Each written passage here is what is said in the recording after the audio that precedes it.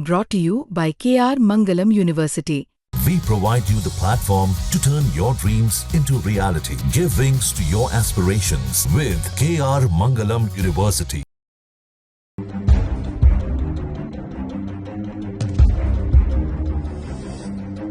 हरियाणा के हिसार की रहने वाली यूट्यूबर ज्योति मल्होत्रा को पाकिस्तान के लिए जासूसी करने के आरोप में गिरफ्तार किया गया और उनके खिलाफ आधिकारिक गोपनीयता अधिनियम ऑफिशियली सीक्रेट एक्ट 1923 की धारा 3 और 4 के तहत मामला दर्ज किया गया। इसके साथ ही भारतीय न्याय संहिता की धारा 152 के तहत भी ज्योति मल्होत्रा के खिलाफ मुकदमा दर्ज किया गया है। ज्योति मल्होत्रा की चर्चा हुई तो फिर लोगों को 15 साल पहले की माधुरी गुप्ता भी याद आ गई। अब आप सोच रहे होंगे कि ये माधुरी गुप्ता कौन है। आपको इस वीडियो में बताते हैं। आईएएस अधिकारी माधुरी गुप्ता ने भी एक पाकिस्तानी के प्यार में पड़कर देश का सौदा कर दिया था। 26 नवंबर 2008 की बात है। 26 नवंबर 2008 को मुंबई हमले हुए। इसके तुरंत बाद इस्लामाबाद में भारतीय उच्चायोग कार्यालय ने प्रेस कॉन्फ्रेंस और फिर सूचना के सचिव के रूप में माधुरी गुप्ता की पोस्टिंग हुई। और यह वह समय था जब 26/11 हमले के कारण भारत पाकिस्तान के बीच में बहुत ही तनाव था। तनाव चरम पर था। 2009 में भारत सरकार की ओर से एक गुप्त सूचना मिली कि इस्लामाबाद में भारत एक राजनयिक पाकिस्तान के जो आईएसए के लिए जासूसी कर रही है, आईएसआई के लिए, वह सीक्रेट टीम जो थी उसको चौंकाने वाले बात सामने आए कि सीक्रेट जानकारी भेज रही है और ये राजनयिक थी माधुरी गुप्ता। अहम पदों पर रही थी माधुरी गुप्ता। माधुरी गुप्ता भारतीय विदेश सेवा के ग्रुप बी की एक सीनियर अफसर थी। उसने दुनिया भर में कई अहम पोस्टिंग पर तैनाती हुई थी उनकी, और उन्हें पाकिस्तान में भारतीय उच्चायोग में प्रेस और फिर सूचना विभाग की जिम्मेदारी भी दी गई थी। माधुरी गुप्ता को रॉ और आईबी ने यूं पकड़ा। अब कैसे, वो समझिए। रॉ और इंटेलिजेंस ब्यूरो के प्रमुख ने तत्काल उच्च स्तरीय बैठक बुलाई। माधुरी गुप्ता को निगरानी में डाल दिया गया और यह मिशन इतना सीक्रेट था कि इसकी जानकारी विदेश मंत्रालय तक को नहीं थी।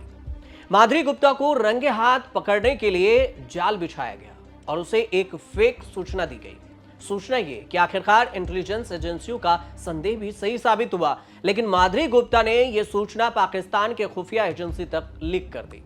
मतलब जो भारतीय खुफिया एजेंसी ने जानबूझकर जाल बिछाया था उसमें माधुरी गुप्ता फंस चुकी थी। माधुरी गुप्ता बिना भनक लगे दिल्ली बुलाई गई और उसे यह बताया गया कि आगामी सार्क शिखर सम्मेलन की तैयारियों में जो मदद है उसके लिए इस्लामाबाद से भारत बुलाया जा रहा है। माधुरी गुप्ता भारत आई। दिल्ली में नियमित बैठक के लिए विदेश मंत्रालय मुख्यालय पहुंची तो उसे हिरासत में ले लिया गया और अगले ही दिन उसके गिरफ्तार होने की खबर सामने आ गई। माधुरी पर आरोप लगा कि उसने आईएसआई के लिए जासूसी की है। हालांकि माधुरी गुप्ता ने इन आरोपों को खारिज कर दिया।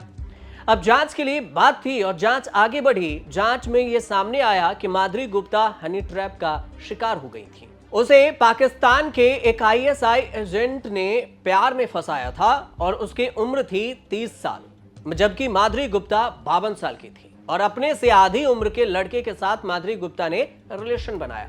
उस शख्स का नाम जमशेद था। माधुरी उसके लुक पर ऐसे फिदा हुई कि उसके कहने पर सूचनाएं लीक करने लगी थी। मतलब ये केस काफी चर्चित रहा है। माधुरी गुप्ता की मुलाकात जमशेद के साथ एक पार्टी में हुई थी और यह पार्टी इस्लामाबाद में हुई थी। जमशेद उर्फ जिम ने माधुरी से घंटों बातचीत की और उसके बाद दोनों का नंबर एक्सचेंज हुआ और फिर बातें आगे बढ़ी। इसके बीच में अफेयर्स हो गया, प्यार हुआ और यहां तक कहा जाता है कि माधुरी ने जमशेद के प्यार में पड़कर धर्म परिवर्तन तक कर लिया था। इतने ज्यादा समझिए हनी ट्रैप के शिकार हो गई। माधुरी और जमशेद के रिश्तों वाले कई मेल आए और सामने माधुरी और जमशेद के रिश्ते को लेकर कई डॉक्यूमेंट्स भी मिले। इनमें से एक मेल था जो माधुरी ने एक पाकिस्तानी अधिकारी को भेजा था। उसने माधुरी ने लिखा था कि मैंने जमशेद के लिए क्या कुछ नहीं किया, लेकिन उसने मेरे साथ जानवरों जैसा व्यवहार किया। उसने मेरी कंडीशन तक जानने की कोशिश नहीं की। जमशेद को इस बात से एतराज हो कि मैं किसी दूसरे पाकिस्तानी से बात क्यों करती हूं, माधुरी ने इस मेल पर जिम से निकाह करने की बात भी लिखी थी।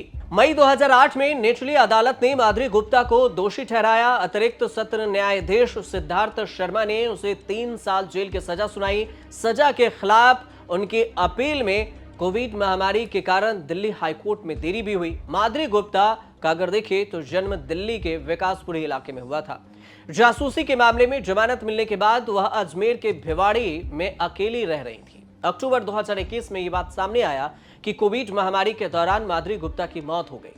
माधुरी गुप्ता के वकील और लंबे समय से दोस्त जोगिंदर दहिया ने उनकी मौत की पुष्टि की और उनके अमेरिका में रहने वाले एनआरआई भाई अरुण गुप्ता ने भी इसकी जानकारी दी थी। तो ये कुल मिलाकर जो भी आप सोशल मीडिया पर देख रहे होंगे कि माधुरी गुप्ता के जासूस थे और इनकी कहानी ये कुछ ऐसी ही कहानी थी कि एक भारतीय जो आईएफएस अधिकारी पाकिस्तान के इस्लामाबाद में राजदूत बनकर रही, वो एक पाकिस्तानी जमशेद के प्यार में पड़ी और हनी ट्रैप का शिकार होने के बाद वो पूरी जानकारी भारत से पाकिस्तान को पहुंचाई और इसी की चर्चा सोशल मीडिया पर हो रही है।